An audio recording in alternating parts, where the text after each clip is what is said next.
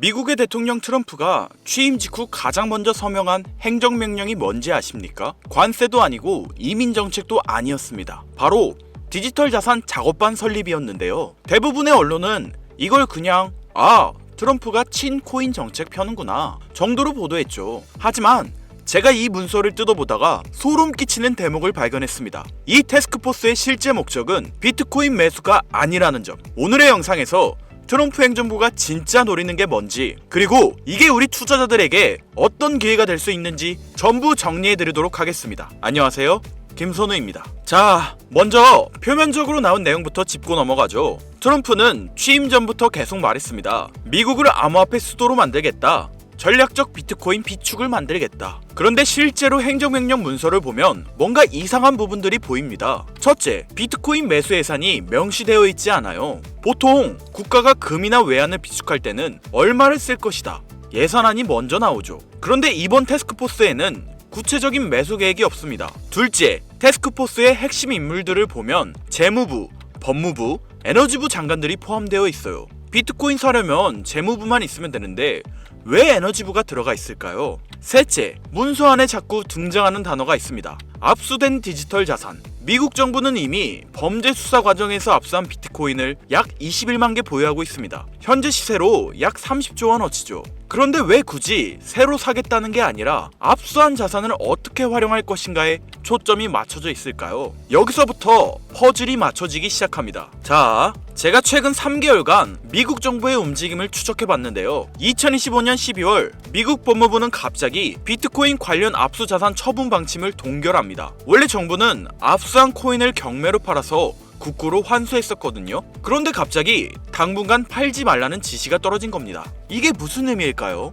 2025년 12월 에너지부는 조용히 국가전력망 현대화 프로젝트를 발표합니다. 특이한 점은 이 프로젝트에 데이터 센터 우선 배정 조항이 들어가 있다는 거예요. 그것도 전략적 디지털 인프라라는 애매한 표현으로요. 2026년 1월 SEC는 암호화폐 채굴업체들에 대한 규제 가이드라인을 완화합니다. 특히 기업 전력 사용량 보고 의미를 대폭 줄여줬어요. 자, 여기까지 보면 뭔가 연결고리가 보이지 않으십니까? 제가 내린 결론은 이겁니다. 트럼프 정부는 비트코인을 사려는 게 아니라 비트코인 채굴 인프라 자체를 국가전략 자산으로 만들려고 한다. 왜 그럴까요? 제 이전 영상에서도 말씀드렸지만 지금 미국이 직면한 가장 큰 문제는 전력 병목입니다. AI 데이터 센터를 돌리려면 어마어마한 전력이 필요한데 변압기, 송전만 인프라가 부족해서 전기를 못 보내고 있다는 거죠. 그런데 비트코인 채굴 시설은 어떻습니까? 이미 대용량 전력 인프라가 깔려 있어요.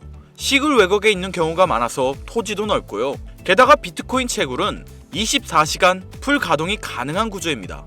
여기서 트럼프의 계산이 들어갑니다. 어차피 우리 정부가 압수한 비트코인 21만 개 갖고 있잖아. 이걸 미끼로 미국 내 채굴업체들을 포섭해서 필요할 때는 AI 연산으로 전환할 수 있는 이중 인프라를 만들면 어떨까? 실제로 텍사스와 와이오밍에서는 이미 이런 하이브리드 데이터 센터 실험이 진행 중입니다. 평소에는 비트코인 채굴하다가 AI 학습이 필요한 순간에는 즉시 GPU 클러스터로 전환하는 거죠. 그리고 여기서 에너지 정부가 왜 끼어 있는지 답이 나옵니다. 정부가 채굴업체들에게 우리 전력 공급권을 주는 대신 비상시 국가가 이 전력을 AI 인프라로 전용할 수 있다는 조건부 계약을 맺으려는 거예요. 쉽게 비유하자면 이렇습니다. 정부가 채굴업자한테 이렇게 말하는 거죠. 너희 채굴하면서 돈 벌어. 우리가 전기도 싸게 공급해줄게. 대신 우리가 AI 전쟁 벌어지면 내 시설 잠깐만 빌려줘. 보상은 우리가 가진 비트코인으로 줄게. 이게 바로 전략적 비트코인 비축의 진짜 의미입니다. 비트코인을 사모으는 게 아니라 비트코인 네트워크 자체를 국가 인프라로 편입시키는 전략인 거죠. 그리고 여기서 우리가 놓치면 안 되는 게 하나 더 있습니다. 바로 중국 견제예요. 중국은 2021년에 비트코인 채굴을 전면 금지했죠. 그 이후 전 세계 비트코인 해시레이트의 40%가 미국으로 이동했습니다. 특히 텍사스, 켄터키, 조지아 같은 공화당 우세 지역에 집중됐어요. 트럼프 입장에서는 일석삼조인 겁니다. 자기 지지층이 있는 지역의 일자리 창출, AI 전력 인프라 확보, 중국이 포기한 비트코인 네트워크 지배권 장악. 그런데 여기서 정말 소름 끼치는 부분이 나옵니다. 만약 미국이 전 세계 해시레이트의 50% 이상을 장악하게 되면 어떻게 될까요? 이론적으로는 51%의 공격이 가능해집니다. 물론 실제로 그렇게 하진 않겠죠. 비트코인 가치 자체가 무너질 테니까요. 하지만 할 수 있다는 것 자체가 엄청난 지정학적 무기가 됩니다. 쉽게 말해서 우리가 마음만 먹으면 비트코인 네트워크를 마비시킬 수 있어. 근데 안 그럴 거니까 안심하고 써. 이런 암묵적 통제력을 갖게 되는 거죠. 자, 그렇다면 이 모든 게 우리 투자자들에게는 어떤 의미일까요? 여기서부터가 진짜 중요한 내용인데요.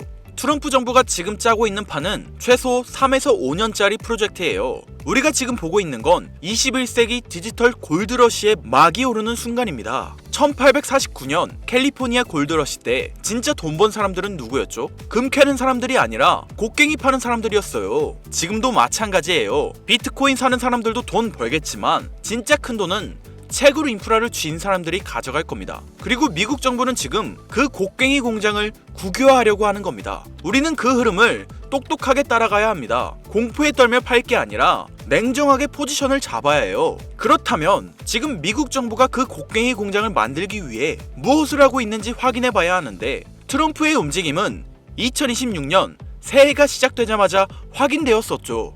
여러분들도 이미 보셨을 겁니다. 트럼프 행정부가 델타포스를 투입해 베네수엘라 마두로 정권을 전격 체포하는 것도 모자라서 동시에 뜬금없이 덴마크의 그린란드 매입을 다시 강요하고 있다는 뉴스 보셨을 겁니다. CNN이나 공중파 뉴스에서는 이걸 트럼프의 제국주의적 야욕이다, 석유를 노린 전쟁이다, 혹은 단순한 독재자 처단이다 라고 언급하고 있는데, 결론부터 말씀드리자면 전부 틀렸습니다. 트럼프는 지금 전쟁을 하고 있는 게 아닙니다. 그는 지금 쇼핑을 하고 있는 건데요. 그것도 국가의 장부, 즉 밸런스 시트를 통째로 갈아엎는 국가 단위의 구조조정을 진행 중이라고 보는 것이 훨씬 합리적입니다. 2026년 미국의 부채는 한계에 달했습니다. 월가의 영웅 레이 달리오의 분석처럼 부채 사이클이 끝자락에 이르자 전 세계 그 누구도 예전처럼 미국 국채를 사려고 하지 않죠. 달러라는 종잇돈의 신용이 흔들리는 이 정체절명의 시기에 미국이 선택한 생존 전략은 무엇일까요? 바로 종이를 버리고 실물을 채우는 것입니다. 1월 3일 마두로 체포, 1월 4일 덴마크 그린란드 매입 압박, 1월 7일에 발표된 대형 기관 투자자의 단독주택 매입 금지 선언까지, 이 모든 건 하나의 신호를 보내고 있는데요. 지금의 흐름을 이해하시려면 미국 내부에서 진행된 대형 기관 투자자의 단독주택 추가 매입 금지 선언을 확인하셔야 합니다. 표면적인 명분은 훌륭하죠. 블랙록 같은 거대한 자본을 가지고 있는 대형 투자자들이 우리 서민들이 사야 할 집을 다 사버리니까 서민들은 살 집이 없어지고 월세가 너무 비싸지는 겁니다. 그러니 트럼프 입장에선 야, 기관들 이제 부동산에서 손 떼!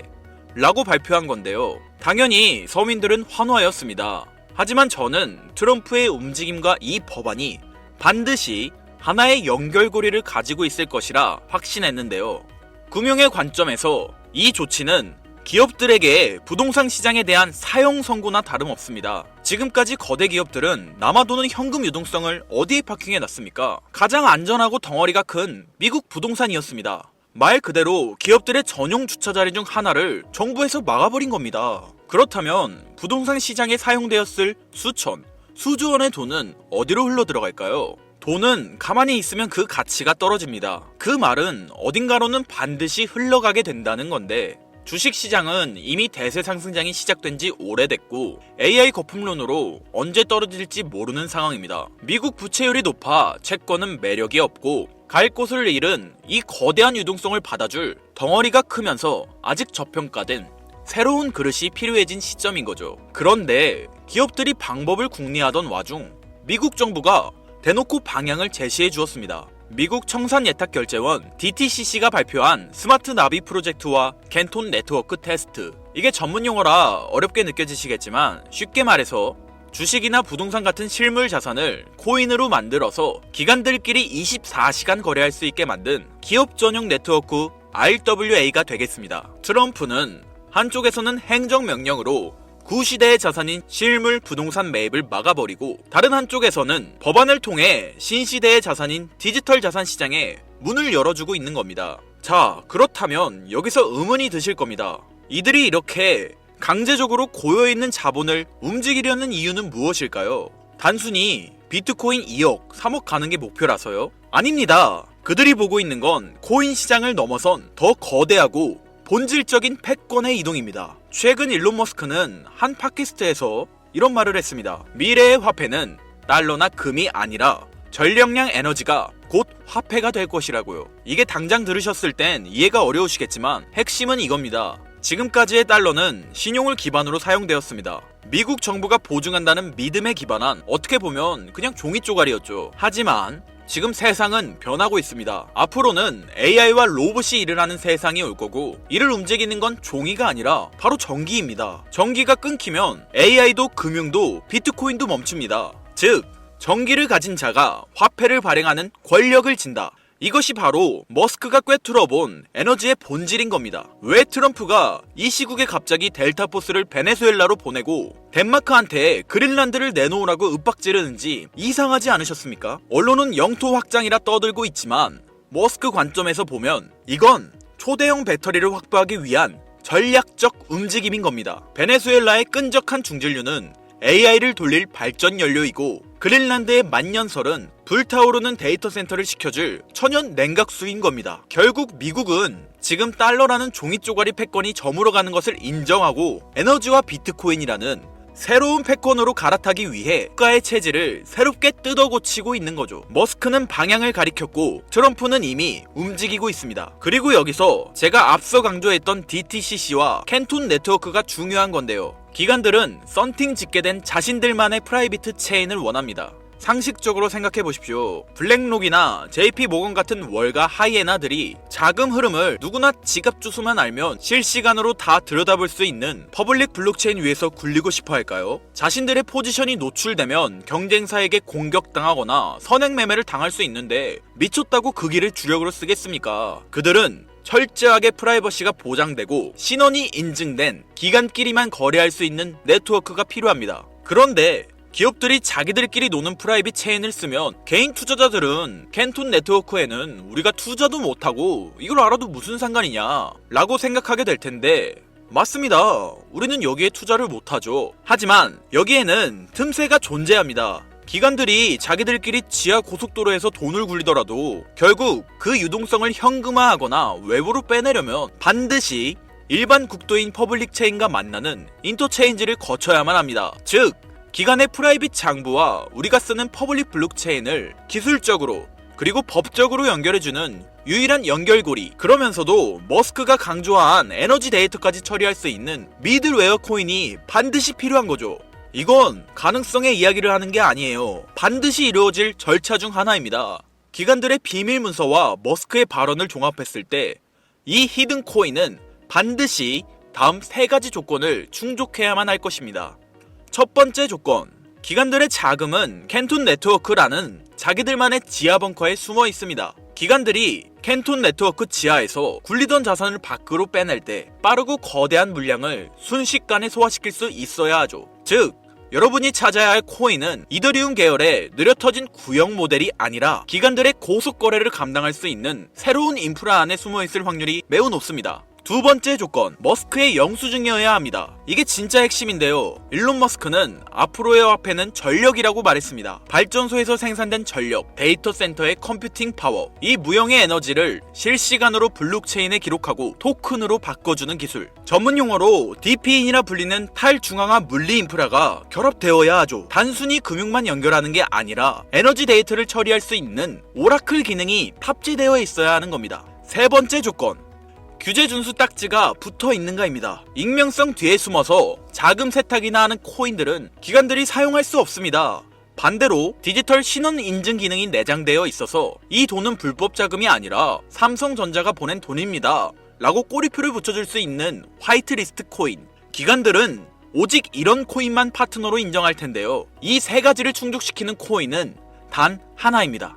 여기서 이제 그래 네가 생각하는 그 종목이 뭔데? 라고 답답해 하실 분들이 있으실 거예요. 제가 여러분께 종목을 딱 정해드리면 속이 시원하시겠죠?